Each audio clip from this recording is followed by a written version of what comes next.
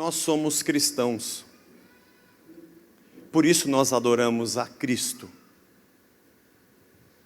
Nós não temos vários deuses, nós temos um Senhor. E que tudo o que você lê nas Escrituras aponta para um único Senhor. Antes dele, tudo tem um símbolo e é uma sombra do que viria, Cristo. E depois dele, tudo tem sentido e vive nele e na sua verdade. Eu queria fazer uma pergunta ao iniciar o nosso quarto estudo sobre adoração. Já falamos sobre sairmos de uma condição de rebelião para uma condição de adoração a Deus. Falamos sobre os mandatos de Deus e como nós o adoramos em tudo que fazemos. Semana passada falamos sobre a adoração em espírito e em verdade, que Jesus disse à samaritana. E eu quero perguntar a você quem está no centro da adoração. Quem é merecedor e a quem é devida a nossa adoração? A quem você adora quando você diz que adora a Deus? Pense bem antes de responder. A quem você adora quando você diz que adora a Deus? João capítulo 14, a partir do primeiro versículo, a Bíblia diz assim, você conhece esse texto: não se turbe vosso coração, credes em Deus, crede também em mim. Na casa de meu pai há muitas moradas, se assim não fora, eu vos teria dito. Pois vou preparar-vos lugar, e quando eu for e vos preparar lugar, voltarei e vos receberei para mim mesmo, para que onde eu estou estejais vós também. E vós sabeis o caminho para onde eu vou, disse-lhe Tomé. Senhor, não sabemos para onde vais, como saber o caminho? E Jesus respondeu: eu sou o caminho, a verdade e a vida, ninguém vem ao Pai, senão por mim. Se vós me tivesseis conhecido, conheceríeis também meu Pai. Desde agora o conheceis e o tendes visto. Mas replicou-lhe Filipe: Senhor, mostra-nos o Pai, isso nos basta. E Jesus lhes disse: Filipe, há tanto tempo eu estou convosco, e não me tens conhecido? Quem me vê a mim, vê o Pai. Como dizes tu, mostra-nos o Pai? Não crês que eu estou no Pai e o Pai está em mim? As palavras que vos digo, não as digo por mim mesmo, mas o Pai que permanece em mim, faz as suas obras. Um pouco mais adiante, no capítulo 16, no verso 13, Jesus diz: quando vier, porém, o Espírito da verdade, ele vos guiará a toda a verdade, porque não falará por si mesmo. Vamos ler só o que está escrito. O que o Espírito Santo faria quando viesse e faz. Não fala por si mesmo. Não fala da sua vontade. Não fala de si. Mas dirá tudo o que tiver ouvido e vos anunciará as coisas que hão de vir. Ele me glorificará, porque há de receber do que é meu e vô-lo há de anunciar. Recebe o que é do Filho e anuncia a nós. Tudo quanto o Pai tem é meu, por isso é que vos disse que há de receber do que é meu e vô-lo há de anunciar.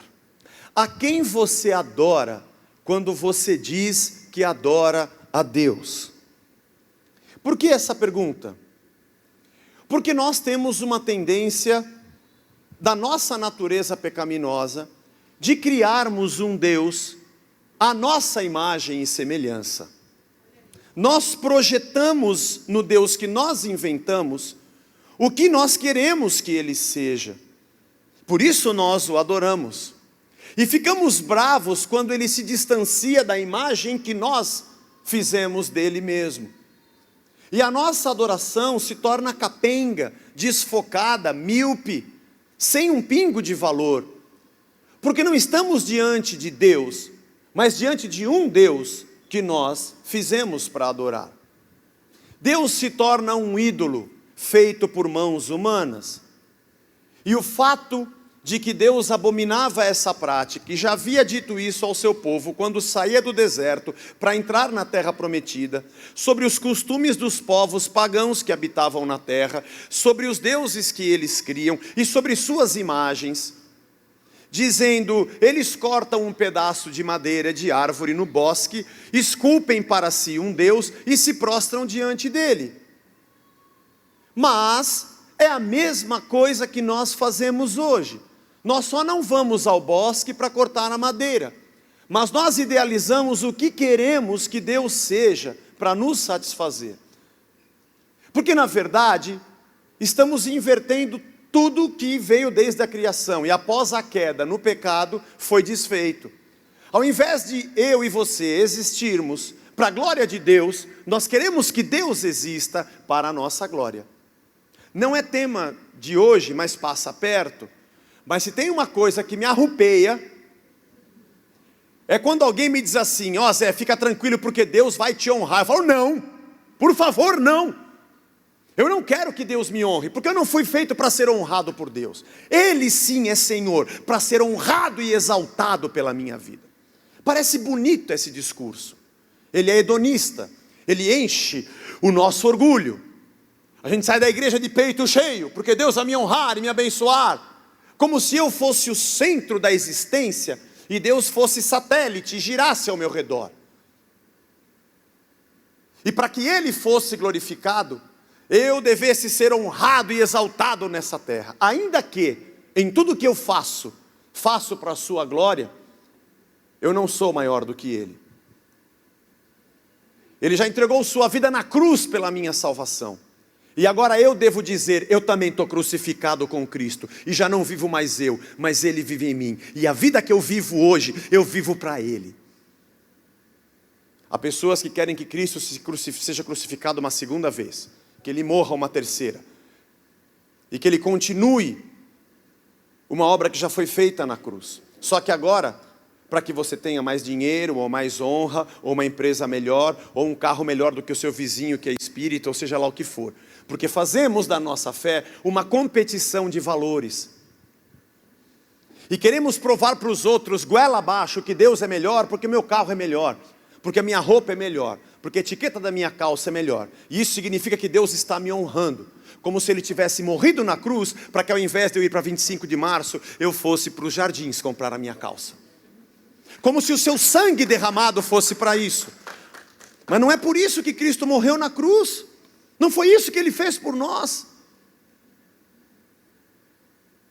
Quando você adora a Deus, a quem você adora? O homem conheceu o Deus Criador, por tradição oral e depois pelas escritas de Moisés, de que Deus havia criado céus e terra, homem e mulher. Tudo que vemos e tudo que existe, tudo que há na terra, a própria terra e o que há nela. E nas mãos dos homens foi entregue a gestão de tudo isso. Mas é interessante que nós lemos as Escrituras e não percebemos que tudo que está ali desde o princípio aponta para Jesus Cristo. E a Bíblia contém uma narrativa histórica de um povo, e através desta história, Deus se revela, e a sua revelação, ela vai se avolumando e crescendo, como nós costumamos dizer, a revelação progressiva de Deus ao homem está nas Escrituras. Porque antes era o Deus de Abraão. Quem é o Deus de Abraão? Eu sei lá quem é o Deus de Abraão, é o Deus de Abraão.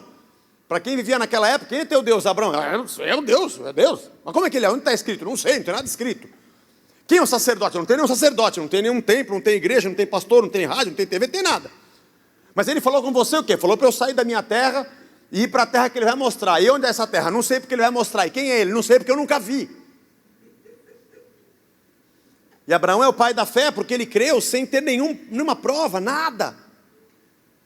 Mas você concorda comigo que a revelação de Deus ao homem era muito pequena e ele nem sabia quem era Deus.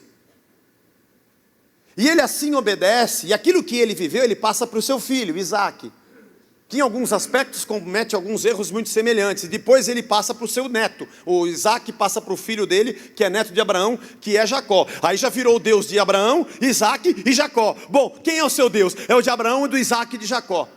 O Abraão é aquele que levou Isaac para ser sacrificado. Já tem uma história um pouco maior. É um Deus que exige algo do homem na sua fé, mas é um Deus também que se sacrifica pelo homem e ele não precisa de um sacrifício humano. Opa, já começou mostrando que não é isso que lhe agrada, porque ele mandou Abraão descer.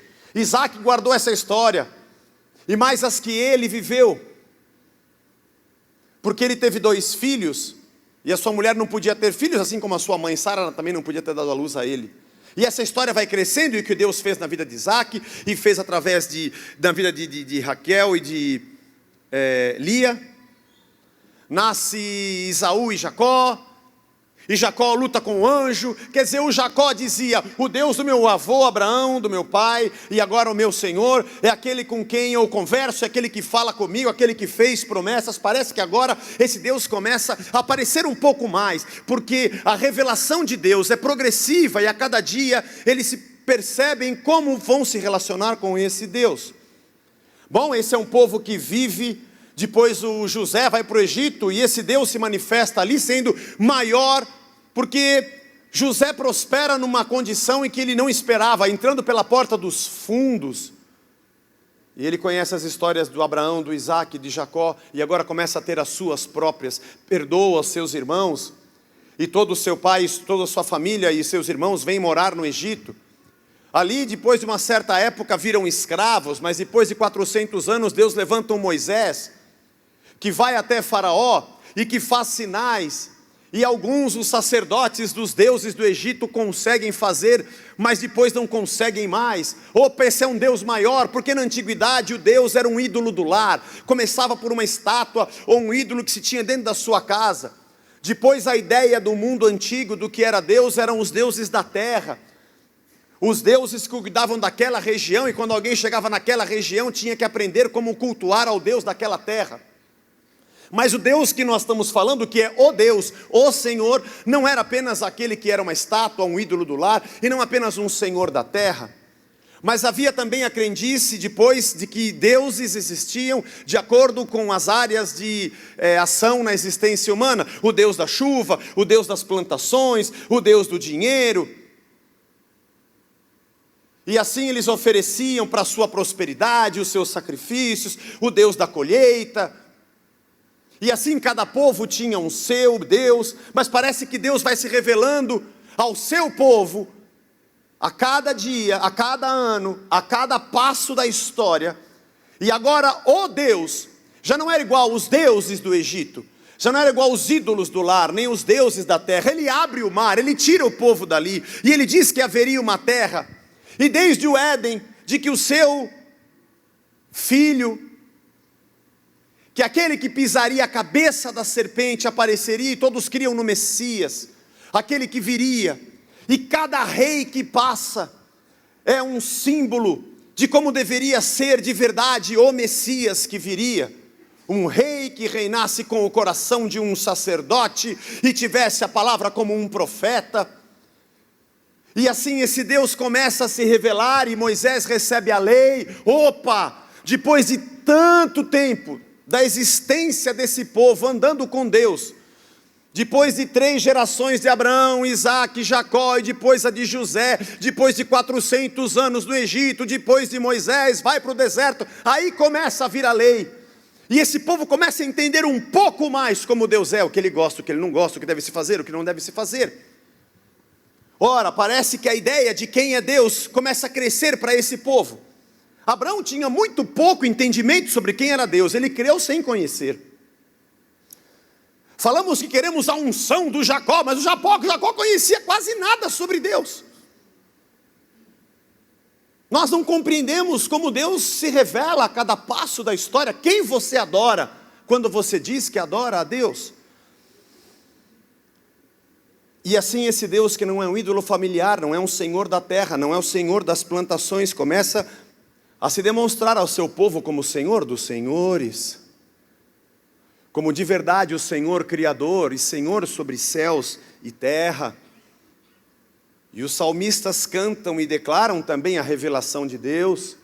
Os céus proclamam a sua glória, o firmamento anuncia a obra das suas mãos.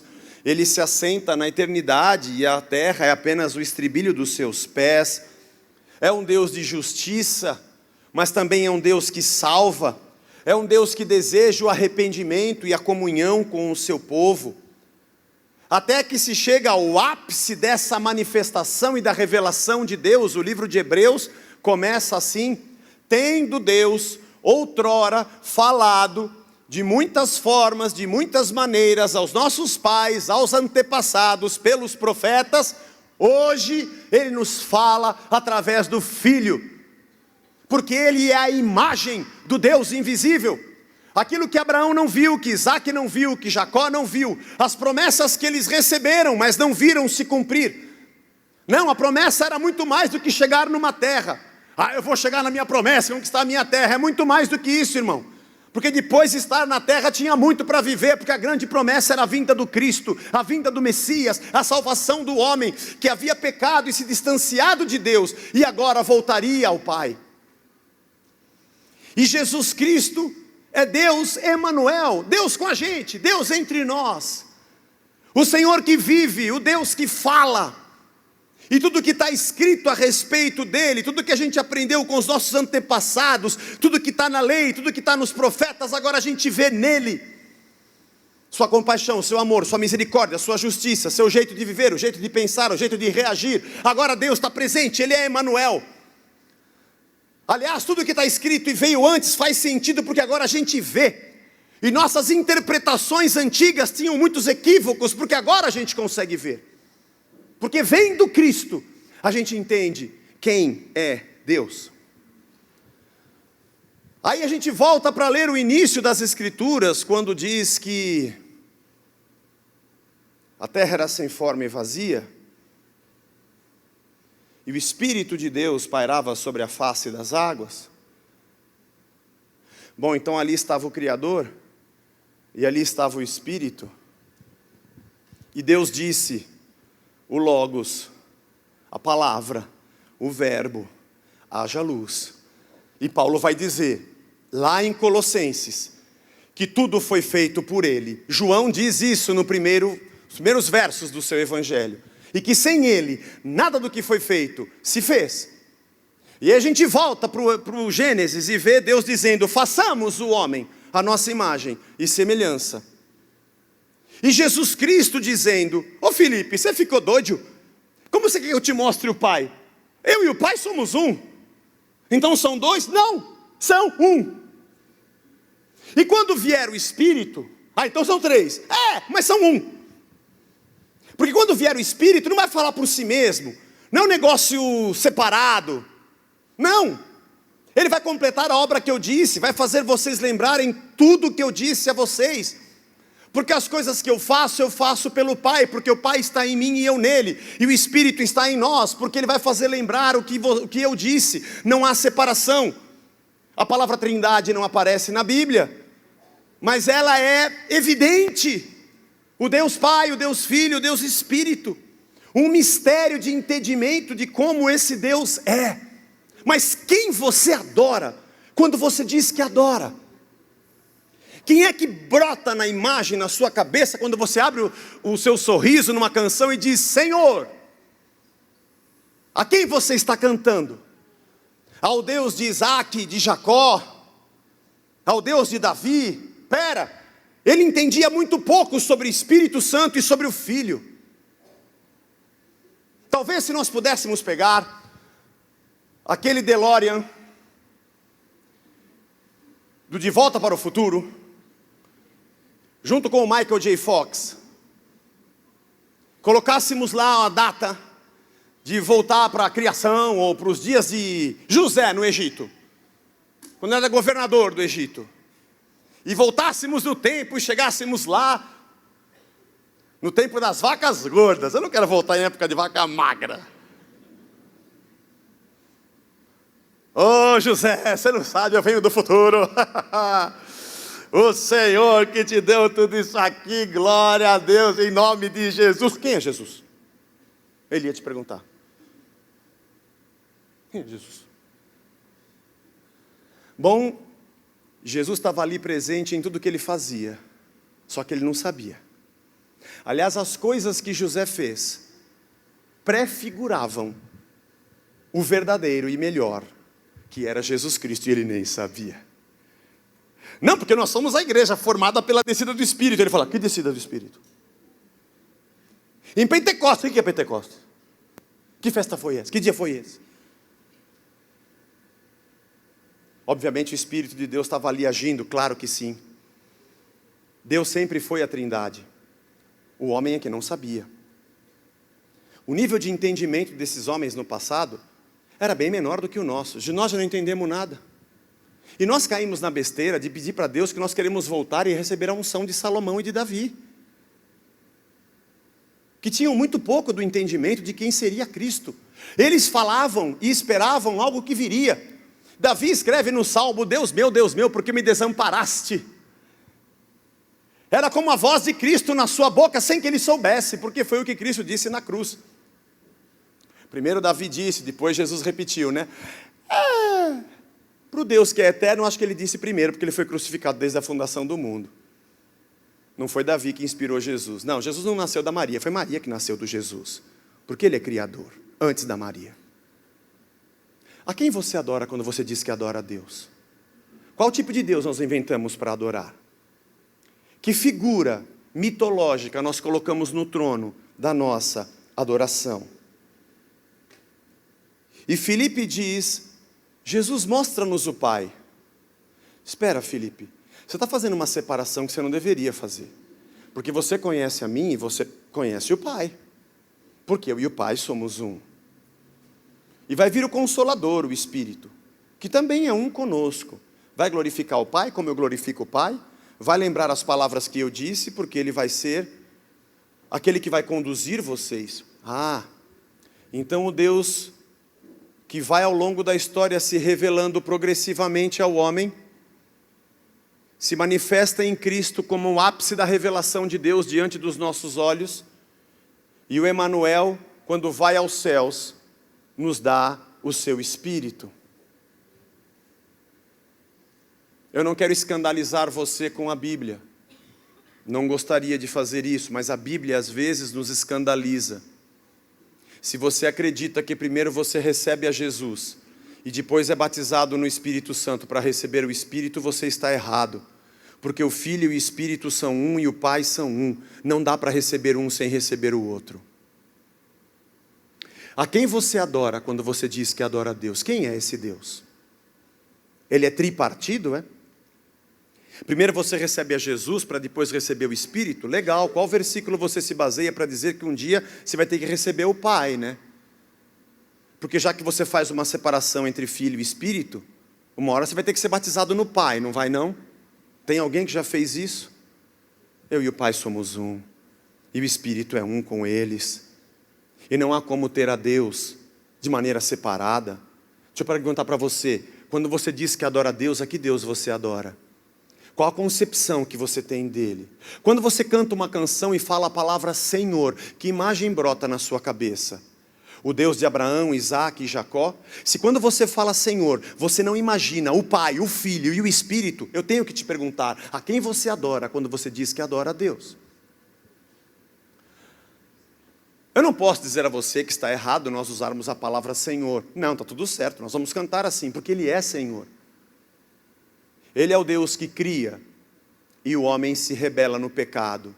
Ele é o Deus que se entrega e se sacrifica, e o homem, crendo mediante a fé, é salvo. Ele é o Deus que habita então no homem, para que o homem ande e seja santificado por Ele. O Deus que cria e redime, santifica para a eternidade. A quem você ora quando você diz que ora a Deus? A quem você ama quando você diz que ama a Deus? Quando não conhecemos a Deus como Ele é, deuses da nossa imaginação, ídolos da nossa religião tomam o seu lugar. Isso é o que mais acontece. Nós somos um movimento, não sei se vamos chamar isso de uma religião, mas quando se fala de meio evangélico, e eu fiz aqui alguns exemplos interessantes de extremos, antes da pregação, a princípio será que seria o mesmo Deus? Alguém prega que Cristo fez um sacrifício e por isso você está ligado a Deus. E uma outra pessoa dentro da mesma religião diz que nessa semana você tem que vir no dia tal para fazer o sacrifício para que Deus possa te abençoar. São da mesma fé? Um está pregando o Deus da época das Escrituras, aonde tinha que se oferecer um sacrifício. E o outro prega um Deus que é Cristo, vindo em carne e morrendo por cada um de nós. A quem você crê, ou em quem você crê quando você crê que diz que crê em Deus? A quem você adora? Quando não conhecemos a Deus como Ele é, tem um outro risco. O nosso narcisismo nos coloca no centro. Ou colocamos um Deus que não é Deus, ou colocamos a nós mesmos como deuses. Lembre-se que a adoração, falamos isso a semana passada, é uma reação à revelação de Deus diante de nós.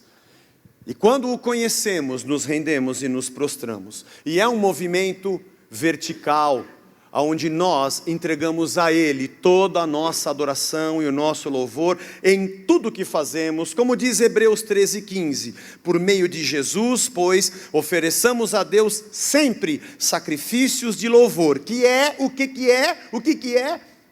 Frutos de lábios que confessam o seu nome. É muito perigoso você pensar em Deus sem pensar em Jesus. Você corre um risco de colocar outro sacrifício diante de um Senhor que não é o Senhor. O que eu quero dizer quando eu digo Senhor? Na minha mente está o Cordeiro, na minha mente está o sacrifício de Cristo por mim, ou apenas um Deus, uma figura do Antigo Testamento, quando o homem não conhecia ainda plenamente a revelação de Deus. Será que nossa fé cristã pode subsistir sem Cristo? Grande parte do relacionamento deste povo, chamado evangélico, com Deus, é muito mais a figura judaizante do que cristã.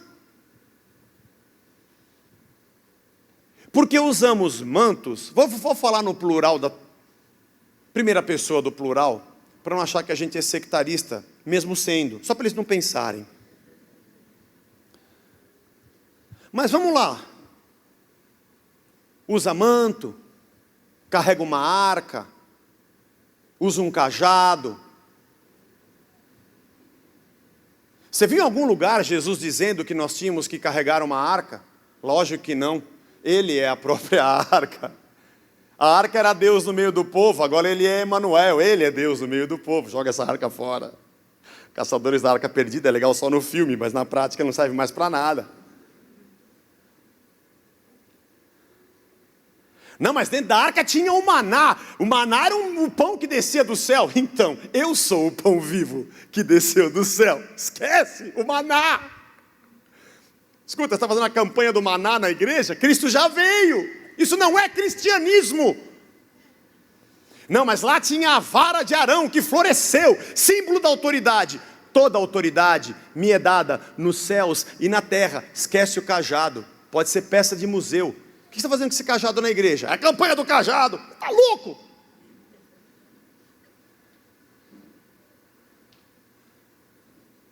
Não, mas dentro da arca tinha as tábuas da lei, que é a palavra que nos guia. Eu sou o verbo de Deus, eu sou a palavra encarnada, eu sou o logos de Deus. Mas quebraram as tábuas, deixa para lá, não serve mais.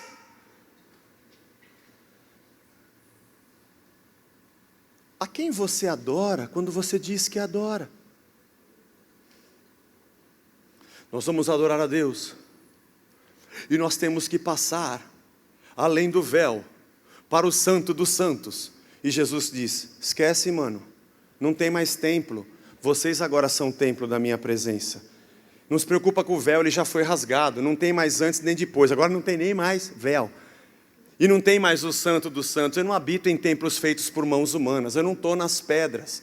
Vocês são sacerdote? Dá para passar no departamento pessoal, que a gente quer fazer as contas com vocês, porque agora vocês são uma nação de sacerdotes. Não tem mais quem diga: venham aqui porque eu vou dizer para você quem é Deus, porque todos me conhecerão, porque eu habitarei em todos. Isso está em Jeremias 31. Os profetas já apontavam para uma outra vida, que é Cristo. A quem você adora quando você diz que adora? Para quem você ora quando você ora? O que passa pela sua cabeça quando você diz Senhor?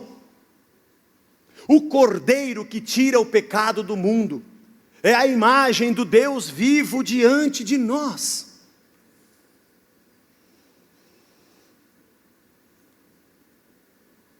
Há uma série de mensagens, acho que de 2014, que eu te convido a assistir, do pastor Ed René. Que ele, em 4 pregações, ele desmistifica 4 pilares da deformada fé cristã, mais judaica do que cristã. O templo, o sacrifício, o sábado e o sacerdote. O dia específico, com a pessoa específica, no lugar específico e o sacrifício que você tem que fazer. Não há mais templo, Jesus o destruiu e reconstruiu em 3 dias. Não há mais sacrifício, porque Ele é o sacrifício. Não tem mais o sábado, porque Ele é o Senhor do sábado, e agora nós o servimos todos os dias. E não existe mais um sacerdote, alguém que diga só Ele tem Deus, porque todos me conhecerão, desde o menor até o maior. Eu sinto falta de Cristo nas nossas canções de adoração. Nós falamos mais do Senhor dos Exércitos, tendo na cabeça uma ideia judaica de guerra humana, do que verdadeiramente do Filho que se fez carne e habitou entre nós. De quem devemos ser imagem e semelhança? Não, eu não devo ser imagem e semelhança de Davi. Ele era muito incompleto, como nós também somos. Aliás, Hebreus capítulo 10 diz que sem nós, a obra deles não seria completa. Eles creram no que viram, e nós, apesar de termos visto, não queremos crer. Primeiro confundimos o louvor com a adoração, confundimos Deus, Trindade, que é o nosso Deus, com ídolos, e gostamos disso. E ídolos são adorados para dar resultado, essa é a relação que nós temos com Deus. Como em qualquer outra religião, a gente vai diante da divindade, apresenta nossos sacrifícios para Ele fazer alguma coisa pela gente, porque Ele é um Deus externo. Não cremos que Ele habita em nós. Agimos com Deus como se Ele morasse dentro do prédio da igreja, e a gente vai à igreja para buscar a Deus, porque ali Ele está. Quem você ora quando você diz que ora? Quem você adora quando você diz que adora? Ele mora mesmo dentro dessas 4 paredes? Não, eu vou lá porque o Zé vai orar por mim, e só ele é que sabe o que Deus fala. Desculpe, a Sociedade Bíblica do Brasil, Vida Nova, Editora Vida, imprimem as Escrituras, e todos têm a palavra de Deus. Aliás, a minha responsabilidade não é dizer para você a revelação de Deus, é pregar direitinho só o que está escrito, porque você também pode ler, né? E amanhã você pode dizer que eu sou um tonto, porque eu só falo coisa que não está escrita. E você é responsável no sacerdócio universal de cada um de nós, de não se entregar a vãs doutrinas, e não se cercar de mestres, querendo ouvir o que você quer ouvir, e nem gente que prega o Deus que você quer que seja pregado, que foi inventado pelo nosso narcisismo, para sermos satisfeitos por Ele. E não vamos à igreja para fazer alguma coisa, oferecer alguma oferenda. Deus não é o King Kong. Eu já disse isso aqui. Que Ele vem nervoso, a gente pega uma moça virgem, de branco, coloca ela ali, e quando o King Kong pega ela, agora tudo bem, não vou matar vocês mais.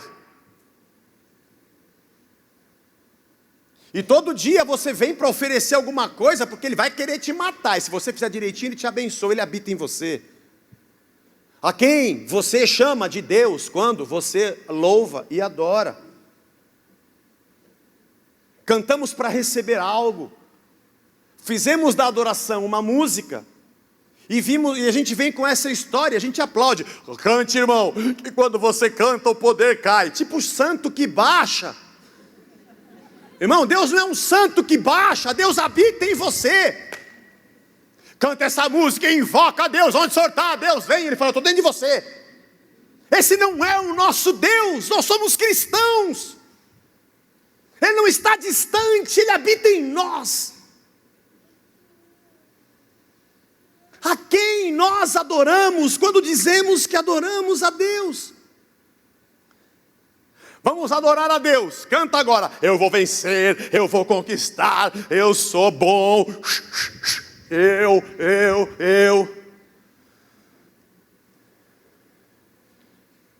Deus me abençoará, Deus me fará, Deus me dará, Deus a mim.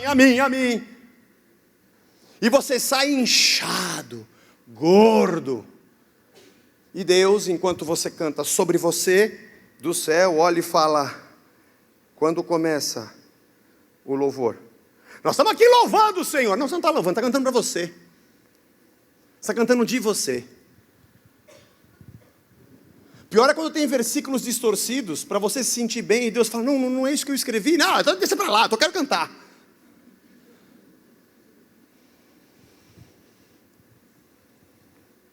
Ministérios que projetam pessoas, somos o centro, e Deus é satélite. Orbita em torno da nossa vontade. E achamos que o sinal de que Deus aprova o que fazemos é porque temos um monte de coisas materiais. Vivemos um materialismo misturado com espiritualismo disfarçado de fé cristã.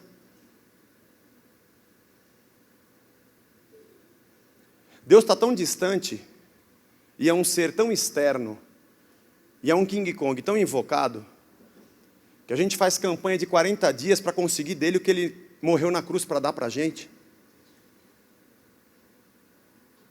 Que raio de Deus é esse que entrega o seu próprio filho para virar homem, deixar a sua glória e derrama seu sangue por nós?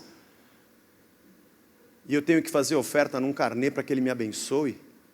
A quem você chama de Deus quando você diz Deus? Que imagem você faz dele?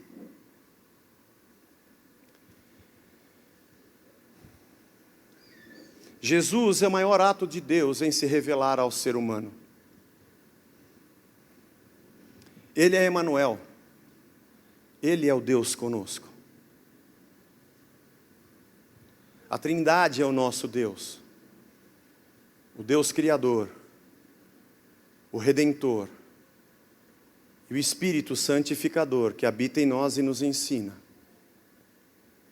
Está em todos os lugares ao mesmo tempo. Está entre nós quando nos reunimos e está em nós aonde estivermos achando que estamos sós. Fez por nós o sacrifício. E quando lemos as páginas dos evangelhos, aquelas letras em vermelho, ali está todo o amor de Deus contido, toda a sua graça, toda a sua justiça, toda a sua verdade. Nós é que queremos fazer um caminho contrário da história, tiramos a cruz de Cristo de lado, voltamos a uma época que se conhecia muito pouco sobre Deus e queremos ter aquela, como é que se chama? Unção. Acreditamos que a unção é um saravá, é um passe, uma baforada de cachimbo. Desculpe se eu te ofendo. A gente respeita todas as religiões. E todos têm a liberdade, mas nós somos cristãos. Terreiro é outro lugar, irmão. Se você procura um homem para te dar um passe, uma baforada, tem quem faz isso bem. Tem, e você pode procurar. Eu não estou dizendo isso para desmerecer ninguém. Se você quiser subir de joelhos um degrau, você pode. O país é livre, tudo. Mas se você diz que você é um cristão, é porque você crê que Cristo morreu na cruz e que você é um pecador dependente da sua graça. E Ele pôs fé no seu coração e se revelou a você. E pela graça nós somos salvos. Não é pelo meu sacrifício, é pelo dele. Não há nada que eu faça que me salve. E por isso eu me entrego a Ele, me curvo e o adoro. E posso fazer a oração que Jesus me ensinou, que é difícil. Seja feita a tua vontade, assim na terra como no céu. que nós invertemos a oração dizendo: seja feita a minha vontade aqui na terra e o Senhor se vira aí no céu. Afinal de contas, eu já paguei o carnê, já fiz a campanha, já ajoelhei no milho, já dei 7 voltas, já levantei a espada, já comprei a peruca, já fiz tudo que o Senhor mandou. A peruca, daqui a pouco tem a peruca de Sansão, essa eles não fizeram ainda. Fui dar ideia, Jesus. Foi na módica, é sempre 1.000, 1.500, sempre falou cheio e alto. Deus me revelou que é 1.500 essa peruca, quem dá mais a peruca? De quem sabe? Essa é a peruca que Sansão perdeu, por isso ele perdeu a força. Mas você, irmão, vai botar essa peruca. E você vai cantar a música evangélica. Caso do acaso bem marcado em cartas de tarô. Tem tudo a ver, né? Tem tudo a ver.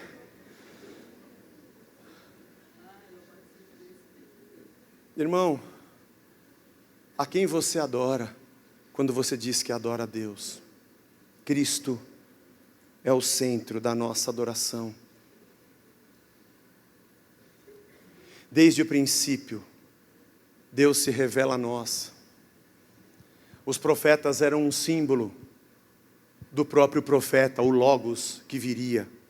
Todos os reis só apontavam para um verdadeiro rei, que é Cristo. E todos os sacerdotes eram uma simbologia do grande e sumo, único sacerdote, que se fez o próprio sacrifício, diz o livro de Hebreus, por nós. O templo era só um prenúncio do templo, que viria onde Deus habita. Que quando você assiste um filme, e você começa lá no início, já viu filme assim, que passa uma cena de alguém no restaurante, depois passa uma outra, você não tem conexão aquelas histórias, você não vai entendendo no começo o filme. Aí morre uma pessoa, ninguém sabe quem é o assassino, vai aparecendo. Novela mexicana. Pode ser mexicana, novela da Globo, o que seja o que seja, você vai conhecendo. Aí esse cara é o assassino, depois você vê que é o outro que é o assassino. Esse aqui é bonzinho, não, ele é ruim, o ruim aqui é o bonzinho. Você vai entendendo a história. Quando a coisa chega no final, ufa, acabou o drama. Você já sabe como acaba. Quando você vê pela segunda vez o filme, você vê aqui já olhando lá, não, esse aqui é aquele ali, esse aqui bonzinho que é o assassino, e aquele ali é que vai vencer no fim. Eu não consigo mais olhar para aquela história e de novo ter as mesmas dúvidas. Mas quem será que vai matar? Eu já vi o fim. Porque o fim da lei é Cristo, para a justiça de todo o que crê. Se você não colocar esse óculos da graça e não olhar que o fim é Cristo, você vai querer voltar na história e vai querer ter o poder do Davi. E Jesus falou: mas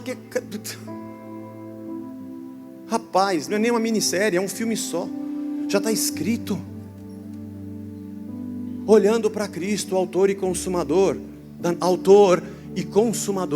Ele é o alfa e Ele é o ômega, Ele é o princípio e Ele é o fim, Ele é o sustentador de todas as coisas, Ele é a imagem do Deus invisível, é o primogênito da criação, e é o primogênito dentre os mortos. Desde o princípio estava com Deus, porque o verbo se fez carne, e o verbo estava com Deus, e o verbo era Deus. Estava no princípio com Deus, e todas as coisas foram feitas por intermédio dele, e sem ele nada do que foi feito se fez, porque ele é o Emanuel, o Deus conosco. E nós temos um cristianismo sem Cristo, e nós adoramos a um Deus que não existe, e na nossa cabeça passa tudo, e nós ficamos brigando por besteira nesse mundo, no mar dos medíocres que é o Facebook, cheio de teorias, e a única coisa que falta é o Cordeiro. Apocalipse 5:12, proclamando em grande voz: digno é o Cordeiro que foi morto, ele é digno de receber o poder, a riqueza, a sabedoria, a força e honra e glória e louvor. E então ouvi que toda criatura que há no céu, sobre a terra, debaixo da terra, sobre o mar e tudo que neles há, estava dizendo: aquele que está sentado no trono e ao Cordeiro, seja o louvor, a honra e a glória e o domínio pelos séculos dos séculos. Você é um cristão. A quem você adora quando você diz que adora a Deus? Vou falar um negócio que eu nunca fiz aqui, nunca falei desse jeito, mas eu vou falar hoje, irmão. Você quer entregar a tua vida completa nas mãos de Jesus Cristo? Se você não quiser, não faça isso.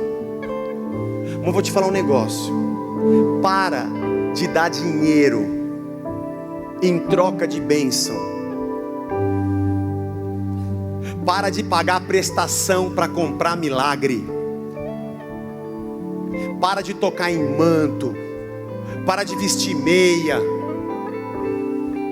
E se você veio aqui nos visitar na igreja, não me pergunte se vai ter campanha aqui. Não vai ter campanha. Aqui Deus não é Deus de barganha. A gente não compra Ele na prateleira. Aqui Ele morreu por nós na cruz, e a gente se curva com a cabeça no chão para dizer que Ele é Senhor. Você está aqui insatisfeito, esperando Deus te honrar. Não é aqui o seu lugar. É você que deve honrar ao Cordeiro que se entregou. A Ele seja a honra